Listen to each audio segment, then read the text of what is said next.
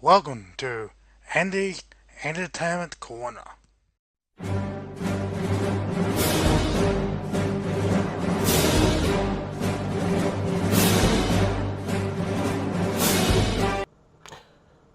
Good evening, everyone. I got another movie review for you. This is another movie from the MCU movies.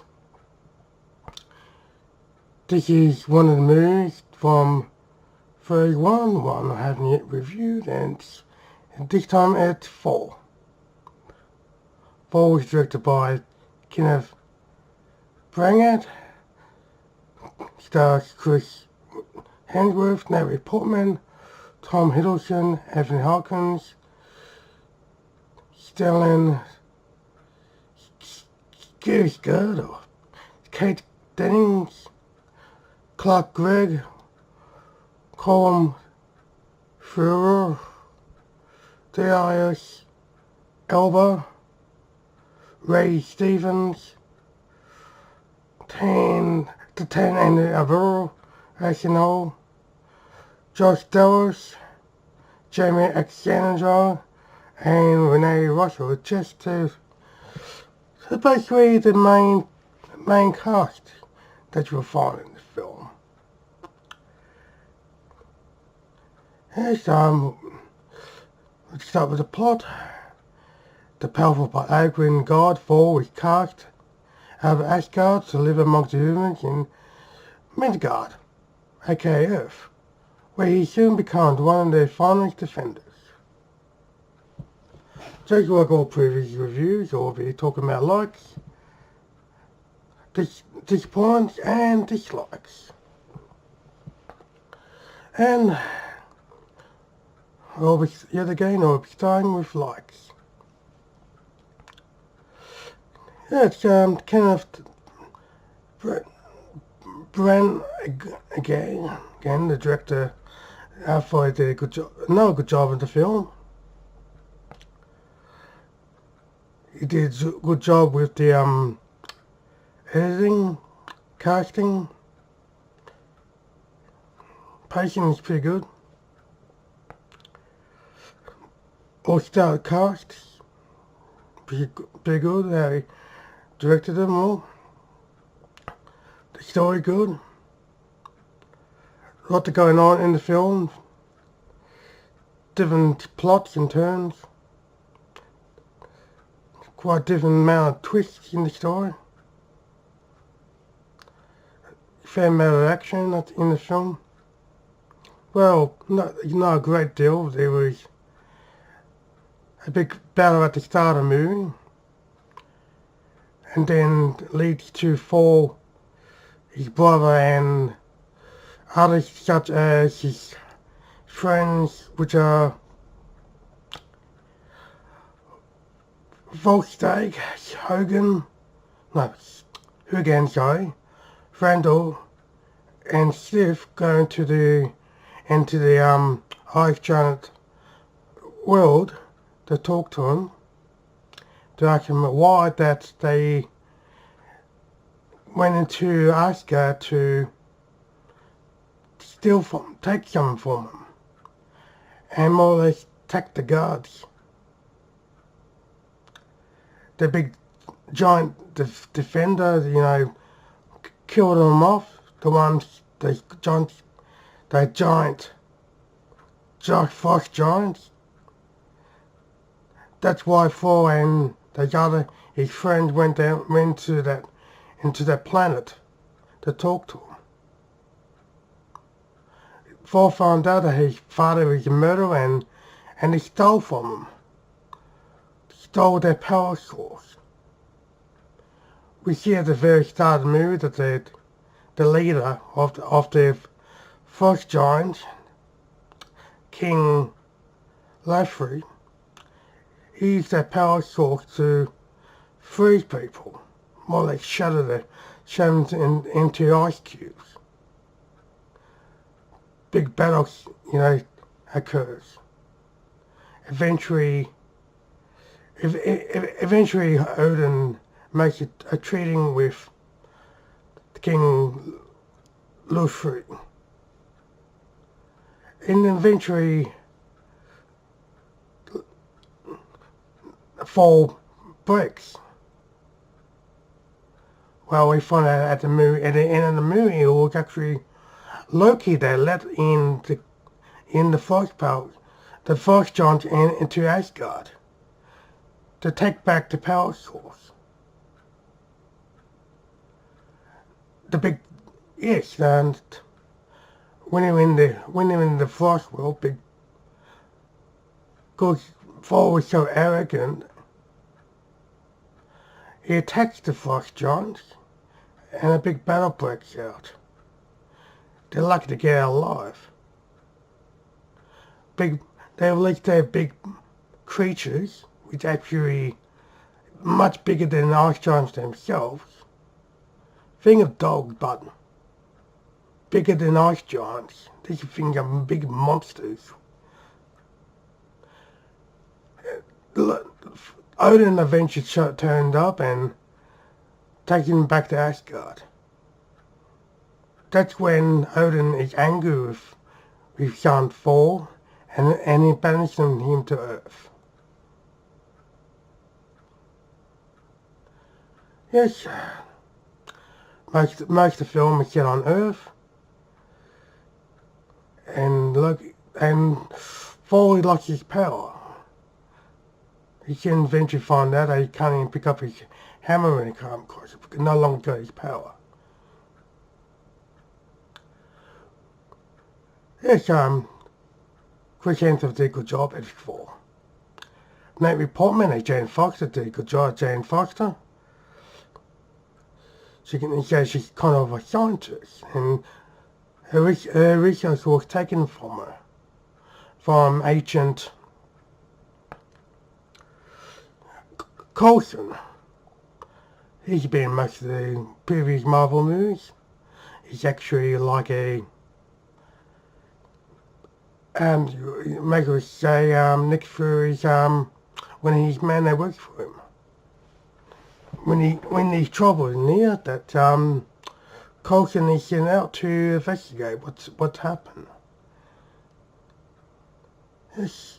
And him and his agent stole Jane Foster's material. And she eventually meets Thor, helps him out, and they form a bit of a relation together. Pretty good amount of chemistry between Chris Hemsworth and Natalie Portman. We got Tom Hiddleston as Loki. You can say he's the main antagonist of the film. Eventually we're going to find out who the villain is and what his motive was. His motive was that he eventually found out he's actually not the son of Odin, but he's from the first giant world. Odin steals him, takes him when he was as a baby, when Odin was on the false planet, when Loki was just a baby. When Thor was bound to Earth, Loki goes to Earth and tells Thor that his father died, and his mother doesn't want him back. In other words, he tells Loki that you are stuck here on Earth. No way you'll be able to go back to his homeworld. Yes, finally no longer allowed to go back to Asgard. And of course, when Thor's friends end up on Earth, Loki realized that he needs to send the destroyer to Earth and tells them to kill Thor. Because his friends more went to Earth to try and take him back. Because they know the truth. They tell Thor that his father is not dead. So the destroyer does a lot of destruction. You think Thor's dead, but when Odin realizes that something's wrong, and somehow Thor gets his power back. that's when Thor comes back as his former self and destroys the Destroyer and goes to Asgard to face his brother. And he realized that Loki once again has leaked to Foxjohn into Asgard to kill his father. And now that when Thor has arrived back in Asgard, he found out that Loki has opened a gate to the Foxjohn's will to kill them all. That's when they have a fight. Thor and Loki have a fight, and yes, and Thor decides to destroy the bridge, and this leads to Loki falling into another universe, because we find out here what had happened to him. He turns in at the Avengers as the main antagonist of the film. Yes, and Anthony Hopkins did a very good job. He's more part of the film, but he's yes, when he was, they actually did quite a good job regarding. Yeah. Helped Thor out a few times, gave his life marks twice. Good job. He hits the part pretty well. Didn't we meet two Earthlings? With meet Thor, which Eric Hivig as played by Stellan Skarsgård, or how you pronounce his name, sorry. And he's one of his assistants, Kate Dennings, Darcy Lewis, and then Natalie Portman, Jane Fox. He's also not one of his assistants. Everyone calls him Dr. Heatley, some sort of research. That's more uses. And Darcy Lewis, played by Kate Dennings, did a good job at the film as well. And she helped her fall out a bit and worked with Jane Foster. It's like another worker that worked for her. Clark Gregg, again an Asian Coulson. He shows up when the Thor hammers crashes the earth. He goes to investigate. And the multiple colour piranha and Thor's hammer and watching for anyone who might try to go to retrieve it. This is when he witnesses a Thor eventually arriving at the crash site where the hammer landed, try to retrieve it, and they realise that he couldn't do it, and they might capture him. That's when they made Hawkeye for the first time. He was more mentioned to just watch him carefully and see if he does anything wrong. And if he managed to get the hammer to take him out, he eventually asked him to stand down. Here's basically Agent Coulson is just there to, like always, just to make things go to plan, and we got one of our secondary antagonists of the film, Colin Farrell as King Luffy, as the king of the Frost Giants. He did a good job he was good in his role. Good CGI for the creation of his appearance and his height and his ability of his how he makes his arm turn to like a giant ice spear. Pretty cool. Yeah, they did a good job of actually as the second antagonist of the film. And then we got the gatekeeper of the who lets people use the gate to go to different dimensions. Idris Elba as Heimdall. First time we see him, and he did a very good job in his role as we always seen him. And he gets frozen in one part of the film, and that's when Loki betrays him and uses the power source to freeze him. This is when we see Loki in full frost giant face. This is where he was going to wipe out the frost planet. Of course, Heimdall comes back to normal and gets unfrozen, and because he has to bring back Thor and those other four people who went on Earth to get Thor back, which are, of course, Vostag, Hurgan, Frandl, and Sif. Yes, of course, they previously named Hurgan, Frandl, Sif, and Frigga. They've gone to help Thor time to time in battles, and they realized that Thor, they went to Earth to get him back.